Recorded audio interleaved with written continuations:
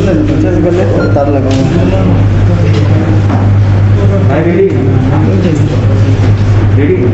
जी sir बताइए। Sir आज की बैठक जैसा आप सभी जानते हैं कि भारत सरकार के द्वारा मोटर व्हीकल एक्ट में संशोधन किया गया है और झारखंड सरकार उस संशोधन को एक्सेप्ट किया है। इस राज्य में वो संशोधन लागू है।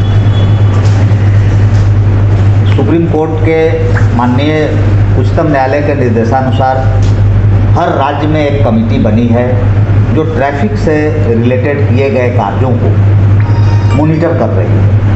इसके पीछे माननीय उच्चतम न्यायालय का उद्देश्य ये है कि एक्सीडेंट से जितनी डेथ हो रही है, आप सबों को पता है कि भारत देश में एक साल में लगभग 1.5 लाख से ज़्यादा लोगों की डेथ हो जाती है ट्रैफिक एक्सीडेंट में और 5 लाख से ज़्यादा लोग घायल होते हैं। तो इसी चीज़ को देखते हुए सुप्रीम कोर्ट इसको मॉनिटर कर रहा है।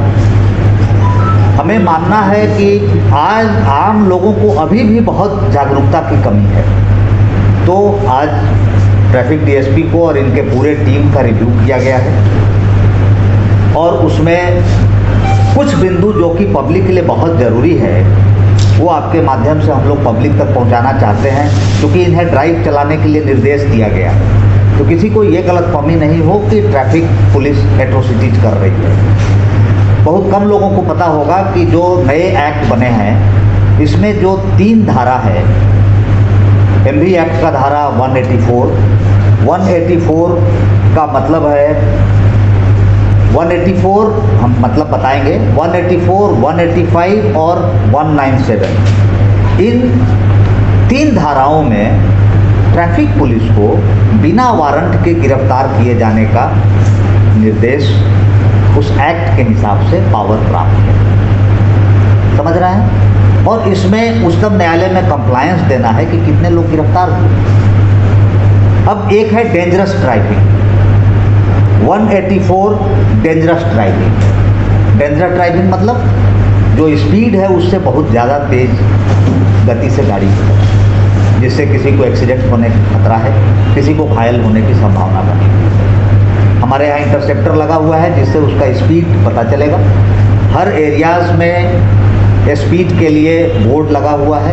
अगर वो डेंजरस ड्राइव करते हैं तो उनकी गाड़ी और वो व्यक्ति दोनों गिरफ्तार किए जा सकते हैं। अब ये नहीं चलेगा कि हमारे पास पैसा है तो हम गिरफ्तार आप क्यों कर रहे हैं, इसके बावजूद भी उनको गिरफ्तार किया जा सकता है। ये बहुत क्लियर है जानना। दूसरा है 185 धारा 185 जिसमें है ड्रंकन ड्राइविंग। अगर कोई शराब पी करके गाड़ी चला रहे हैं तो ट्रैफिक पुलिस अब तक फाइन करती थी, अब उनको गिरफ्तार करेगी। गिरफ्तार करके ट्रैफिक पुलिस को 2 घंटे के अंदर उनका मेडिकल कराना है और जो एक्ट कहता है उसके अनुसार आगे वो नियमानुसार कार्रवाई करेंगे। तो ये बहुत सबको क्लियर मैसेज देना जरूरी है। तीसरा है अनऑथराइज्ड ड्राइविंग। ये क्या है? बड़ा कॉम्प्लिकेटेड चीज़ है, समझना बहुत ज़रूरी है आम पब्लिक को। कि जैसे गाड़ी आपकी है, ठीक, अब कोई चोरी कर लिया तो चोर आपके गाड़ी को लेके जा रहा है तो क्या है? अनऑथराइज्ड है। मान के चलिए कि ट्रैफिक पुलिस नहीं जान रही है कि वो चोर है, लेकिन वो गाड़ी आपकी चोरी हो चुकी है शक्ति बाजार से और लेकर के वो जा रहा है। तो अगर उस व्यक्ति को सिग्नल पे चेक किया गया और वो व्यक्ति कोई कागजात नहीं दिखाता है गाड़ी का, बोलता है घर में रखा हुआ, यही ना बोलेगा गाड़ी मेरे दोस्त का है, तो उस समय ट्रैफिक पुलिस को अधिकार होगा कि अनऑथराइज्ड ड्राइविंग में उस व्यक्ति को गाड़ी सहित पकड़ना। अभी तक ट्रैफिक पुलिस क्या करती थी कि बोल देती थी गाड़ी रख करके कि जाओ कागज लेके आओ। अब वो कागज लाने गया तो फिर कभी आया ही नहीं, इसलिए कि वो तो चोर है, तो गाड़ी का कागज कैसे लेकर के आएगा? तो इसलिए दूसरा इसका हो सकता है अनऑथराइज कि आपके बिना अथॉरिटी के कोई व्यक्ति आपका गाड़ी लेके चला गया।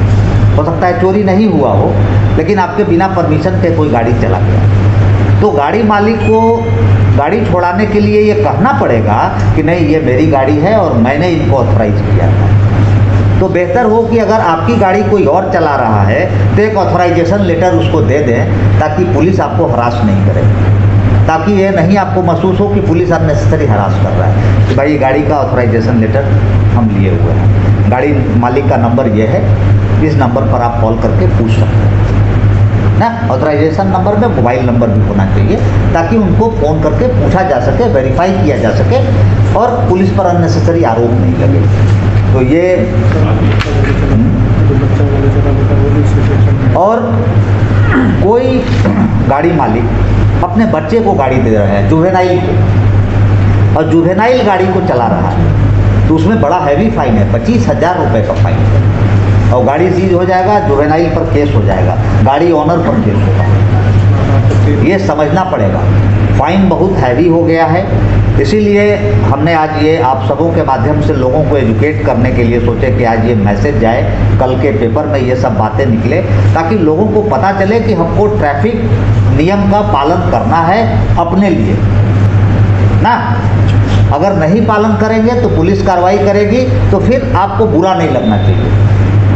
ये बहुत ज़रूरी है ये जानकारी होना कि पुलिस कार्रवाई करेगी तो हम पुलिस को गाली देना नहीं शुरू करेंगे। आप समझें कि हम गलती किए हैं। एक्ट सब जगह नेट पे उपलब्ध है, कोई भी आदमी चाहे तो वो गूगल में जा कर के नया MV एक्ट देख सकता है।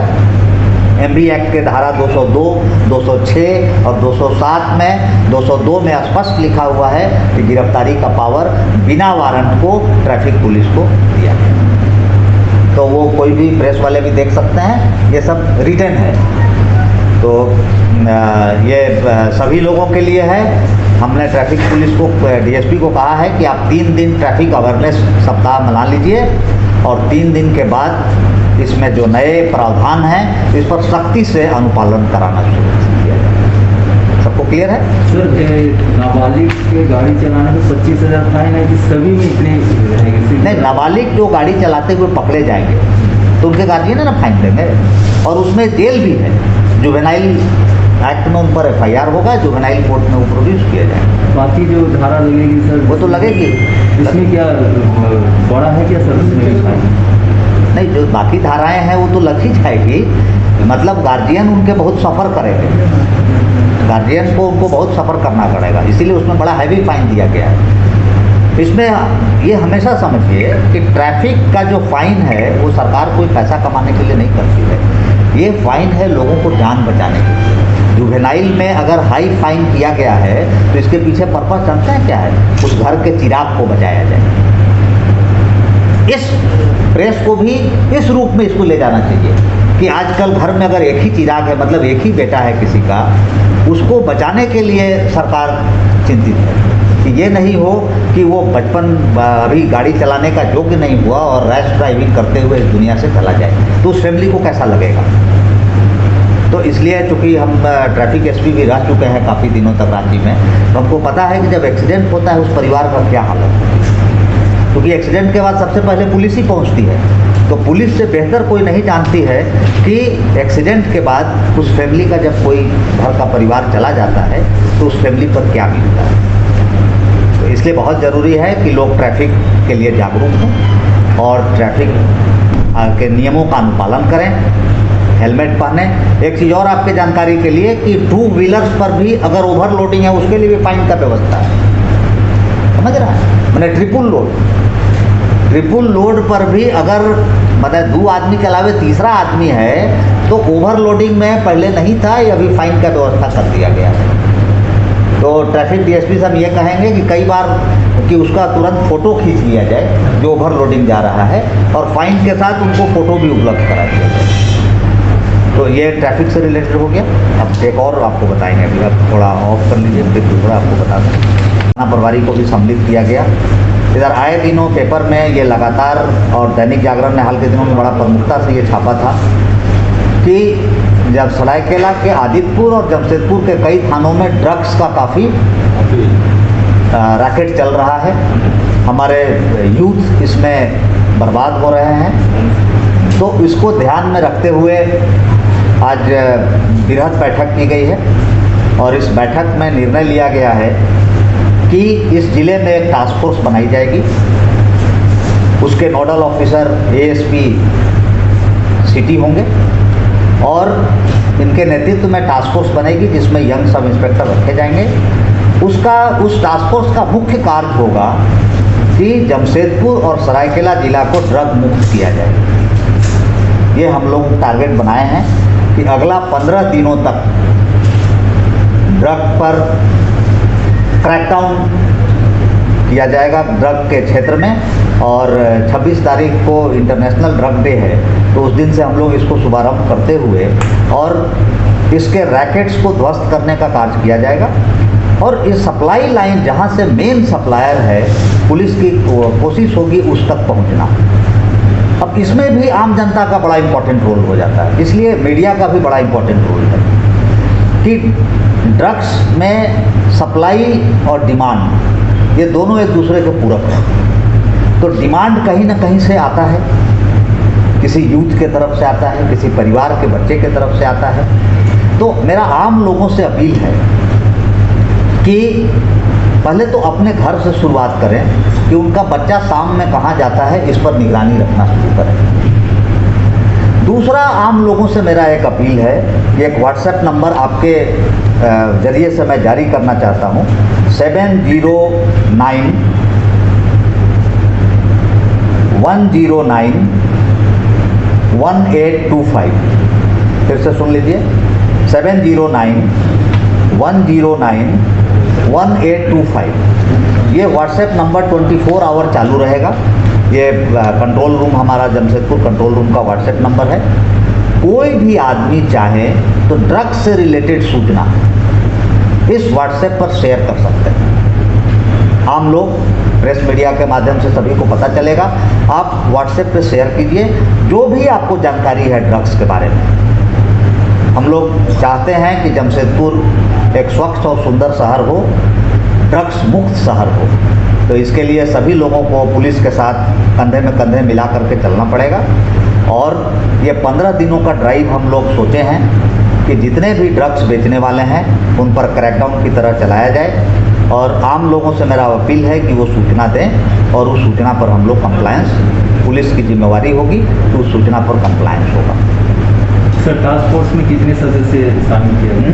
टास्क फोर्स में कितने सदस्य? टास्क फोर्स कम से कम 20 सदस्यीय होगी, उसमें महिला पुलिस अफसर भी होंगे और ये टास्क फोर्स काम करेगी। और जो भी इसके फलाफल होंगे वो सिटी एसपी डेली शाम में आपको जो आपका व्हाट्सएप ग्रुप है उसमें लोड करेंगे कि आज ड्रग्स में इतने लोग पकड़े गए या इतने लोग आए। ये तो मैंने ये न्यूज़ के लिए नहीं है, ये आपको बता रहे, इसको डिलीट कर दीजिएगा।